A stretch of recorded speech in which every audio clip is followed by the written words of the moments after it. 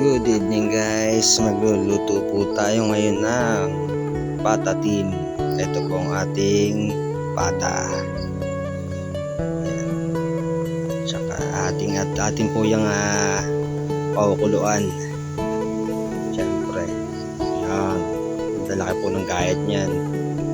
Disclaimer lang po kinakamay ko pero naghuhugas naman po ako ng kamay. Yan o, kita nyo naman o. Malaking pata po yan guys. Yan. Laki po yan. 4 na gayat lang pero halos puno-puno na yung ating kawali. Yan guys, hihintay lang natin siyang kumulo syempre. I-assure lang natin na magiging malambot siya mamaya sa ating pagkain.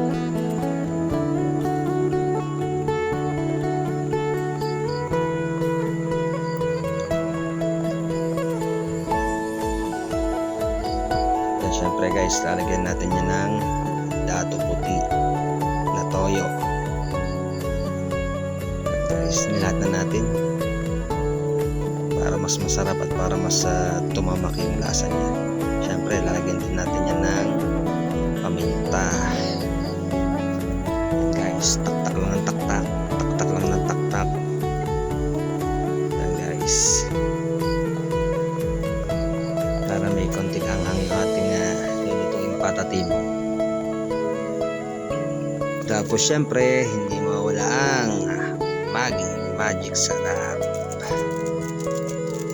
Yan guys, lahat na natin yan para mas lalo sumarap ang ating lulutuing patatim.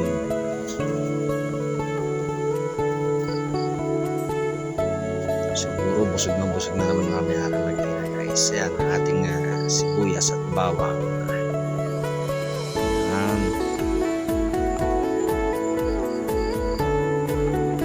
Yan, usok-usok na guys.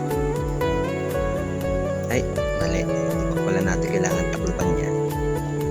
Siyempre, lalagyan natin yan ng ground iodized salt.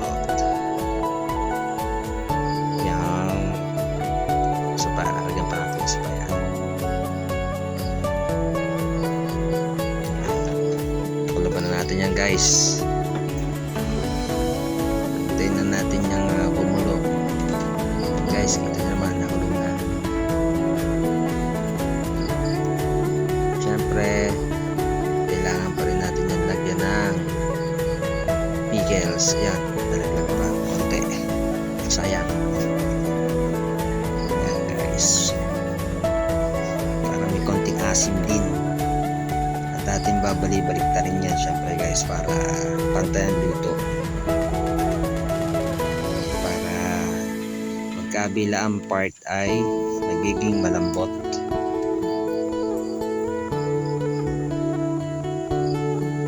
Guys, bali lulutuin nga pala natin yan ng siguro mga 20 minutes 25 minutes ganun. Ayan guys, syempre hindi mawala ang UFC banana ketchup. Siya yung magpapapula rin ng ating lutuin na patatim. Ayan guys, syempre halo-haloy natin ng konti yan para pumunta sa ilalim yung mismo magiging sauce nya, ketchup.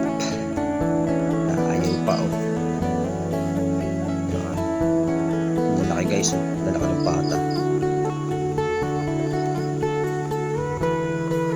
Guys, kailangan lang natin balik-balik na rin.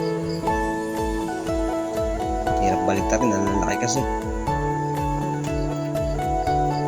Pero syempre mamaya gagayatin pa rin natin yan para mas equal yung luto niya. Yan guys, kita nyo naman kumukulo na. Kumukulo na guys, oh. Isa pa, nagbabago na rin yung kulay niya. Pula-pula na. Yan, lalagyan ngayon natin siya ng Del Monte tidbits. Tinanggal natin guys yung sabaw niya kasi may mga preservative added din siya syempre. sobrang tumamis yung kasi itong pampatamis. Yan ang ating asukal. Wala tayo nung yung pulang asukal kaya segunda lang yung inilagay natin. Wala kasi tayo ng pulang asukal. Yan guys, medyo pampaasim yung ating Del Monte tidbits. Babalik-baliktad muli natin yan guys para mas okay. Kita nyo naman lalaking tilpak nyan guys. Palipaliguan natin, binabalas na kasi yan, joke lang, para mas manuot sa naman kanyang sabaw, lasa niya manuot sa kanyang yan guys. Takpan rin natin guys.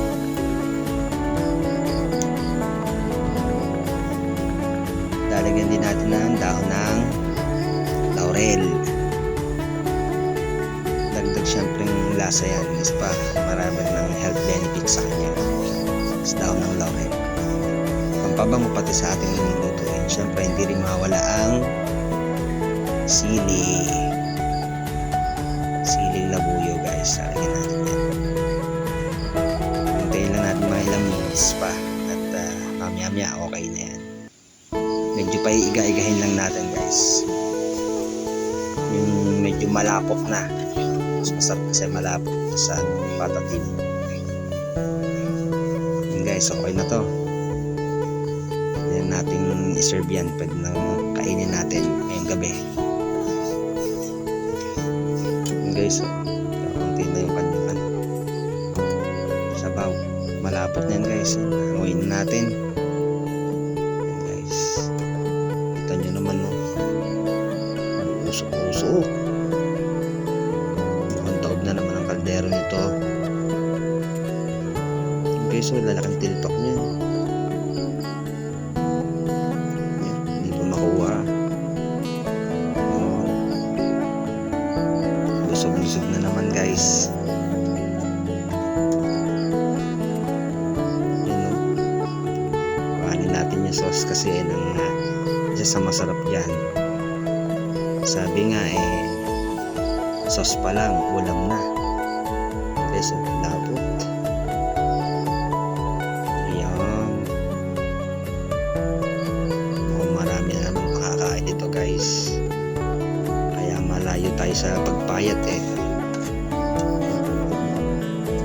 Sayarin natin. Sayang Sarap yung lasa nun guys. At eto na nga guys. Na. Wow, sarap niyan guys. Paano? Kain na po tayo. God bless po sa ating lahat.